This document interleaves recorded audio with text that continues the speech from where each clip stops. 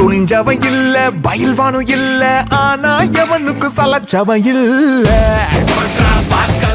கண்ணமைக்கிற நேரத்துல சொர்க்கத்தையே கண்ணுல காட்டிட்டாரு. ஓகே, என்னாச்சுன்னா இந்த ஸ்விம்மிங் பூல்ல ரெடி பண்ணதுக்கு மட்டும் எங்களுக்கு போதும்னு ஆயிட்டுங்க.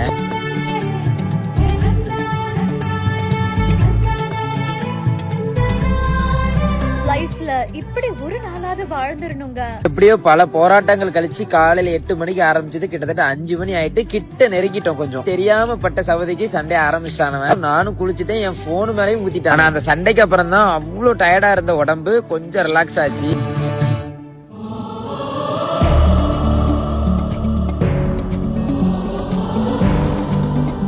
ஒரு அழகான ஸ்விம்மிங் பூல அவங்களே கஷ்டப்பட்டு தன்னோட நண்பர்களோட சேர்ந்து உருவாக்கி இருக்காங்க.